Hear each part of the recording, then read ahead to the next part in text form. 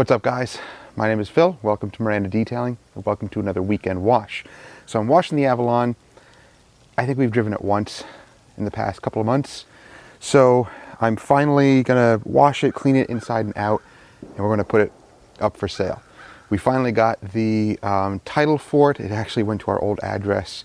It was supposed to be sent to us months ago, but we finally have it in hand, so now we can sell it. So we'll be posting it here locally, and hopefully somebody will grab it. And then we'll just have our Lexus will be the only vehicle we have left, which is good. Downsizing, consolidating, making things a little bit easier. But I'm washing this with the Max Shine soap that I just got. And it's this stuff right here. And it's a really sudsy, slick soap. Really nice. And it's designed more of a maintenance soap. It's a pH neutral, so not a deep cleaning type of soap, but if you're used to our channel, you know that we don't use the shampoos for the cleaning. We don't rely on the shampoos for the cleaning ability. We rely on it for the slickness, the lubricity, and the cushion that the foam gives.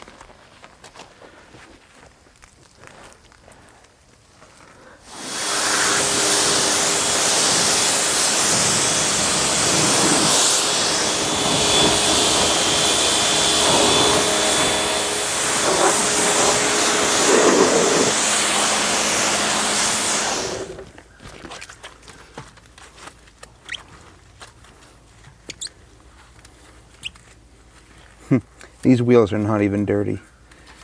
I drove once and there's nothing even coming off of them. So yeah, not bad. I'm not going to bother to do inside the barrels because I don't need to. And the tires themselves, there's nothing on them.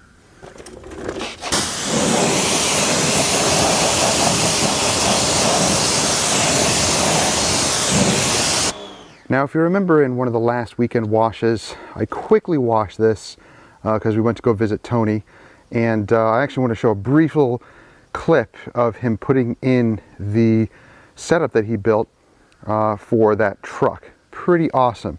So after everything was built, they just slid that thing right into the truck. It took a couple of guys to actually do it because it's not super heavy, but heavy enough where you need a few guys, and slid it right into the back of the truck. Pretty awesome setup. So go check out that video if you haven't already. So what we used was the Last Coat GO2, or Go-To Wireless Wash. This is basically their graphene, basically like a sealant. You can use it as a wireless wash, but I use it as a drying aid. And man, the hydrophobics on it was great. It cleaned up easily. And the protection on here was already starting to go anyway. Even the top here, the Avalon King coating, was starting to show some signs of wear. But of course, using this as a topper, it brought back the hydrophobics, of course. It added that layer of protection and made everything easy to clean and just bead like crazy. So yeah, actually very, very happy with that. As a maintenance product, great stuff. So if you are interested in this, I don't use it as a wireless wash. I use it as a drying aid. It plays well with water. So it's a little smeary and streaky if you use it like a wireless wash or a standalone sealant. So make sure that it has water on the panel, or you use a damp towel to remove any of the smearing. Oh, hi. Oh, hi. But what I was going to use today, I don't know if it's really going to matter that much because when we sell it, you know, we're not going to see this vehicle again, but I want to use this, the Hydra bead from Apex. Now, this you can use also as a drying aid. And this stuff is very concentrated, so that's why you want to do it on a wet panel and just mist it on. Oh. And my beautiful assistant will simply dry it, and it will add protection and gloss and beading. It's a mess. Mm-hmm. Yeah, the water spots are bad. Poor thing, it's just been sitting out here.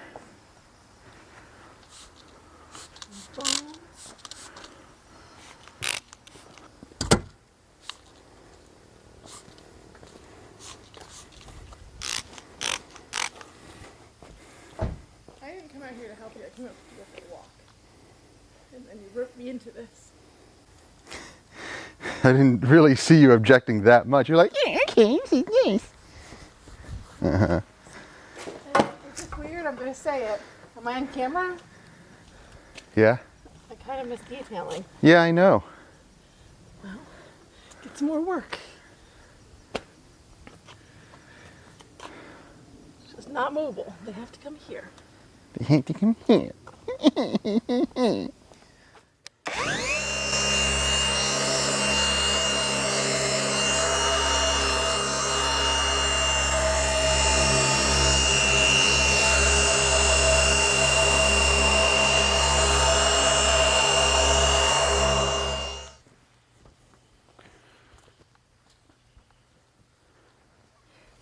All right, so the Avalon is now cleaned, it's shiny. I just quickly polished the headlights. They needed a quick polish, but everything is pretty much cleaned up and ready to go.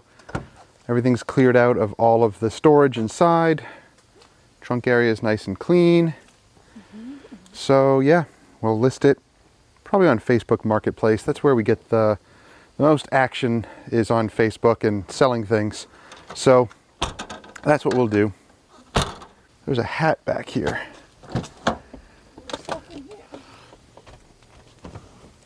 There's stuff in there? Yeah.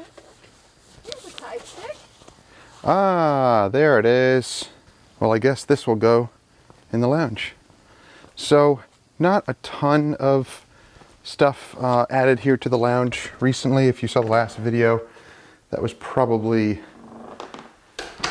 yeah, one of the last update videos, but not much has changed. I'm just waiting for some chairs to come here.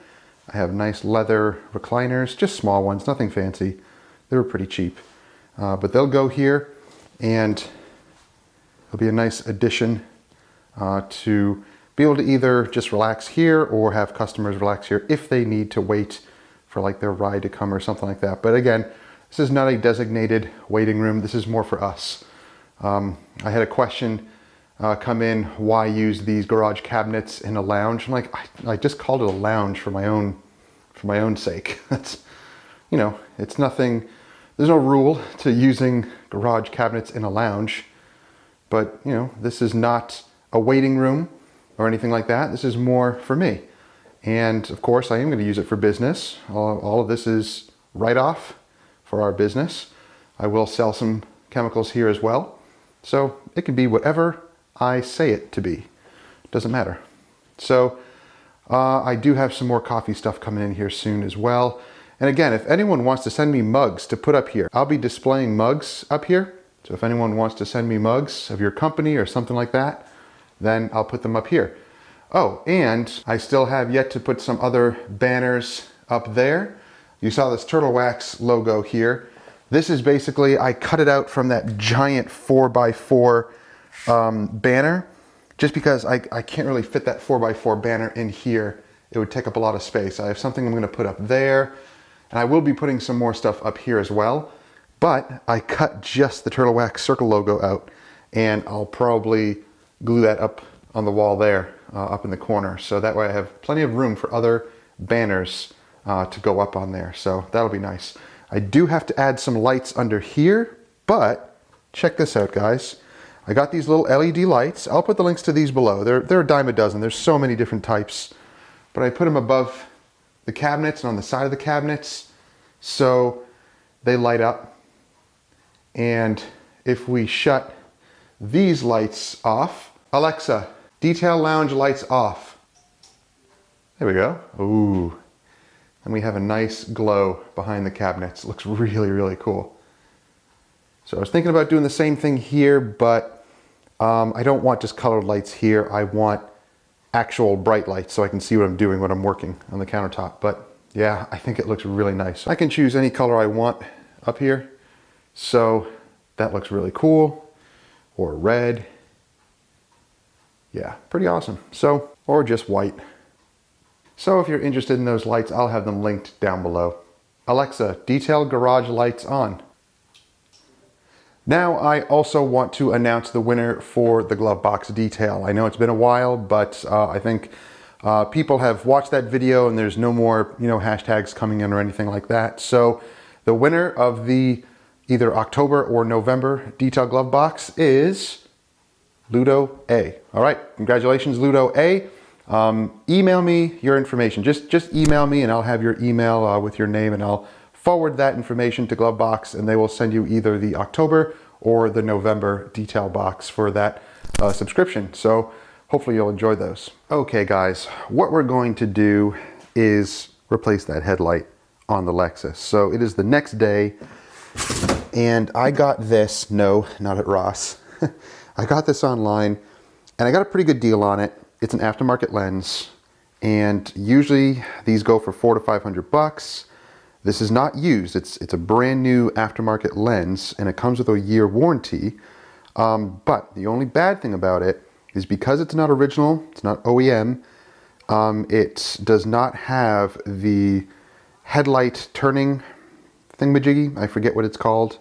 So basically that daytime running light, or that HID lamp that's in the corner there, usually that turns when you turn the steering wheel. It's an option on Lexus. You can turn on or off. And right now the light is blinking because the bulb is messed up in there and it's not working properly. And this just doesn't have it. So it's fixed straight, which I really don't care. Does not matter to me either way. All I want is the thing to be clear and to just work, the lights to work. So we're going to do that. So let's grab this lens, or this entire unit here, and we have to be really careful.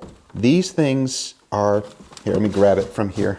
So these little brackets here are delicate. They will snap off. They did on the old one, and they're just known for snapping off. Kind of a bad design, unfortunately.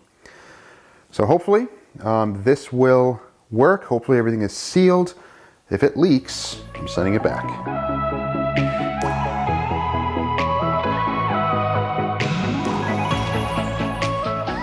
Well guys, we ran into a problem, and I just put everything back because the issue with this light, because it is aftermarket, I guess it didn't specifically say that it did not take the HID assembly.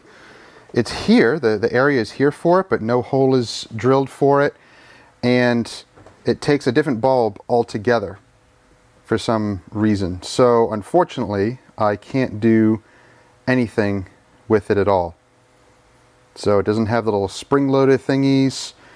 So yeah, it takes a completely different bulb setup. Different cable. Yeah, and this too. This different cable for the ballast and the, oh yeah, the motor. The motor is supposed to go here, but that's okay, even if it didn't have the motor. But it wouldn't fit into this. There's no connector to go into this. And this is where my LED ballast goes. That would have worked. That's the only thing that would have worked, because it's a separate plug. But this plug here would go to the HID assembly, into the motor, and it's completely different. So unfortunately, I can't do anything about it. We tried retrofitting and taking pieces off, but it won't work. So hopefully we'll have to, return it. Hopefully we will get our money back from that.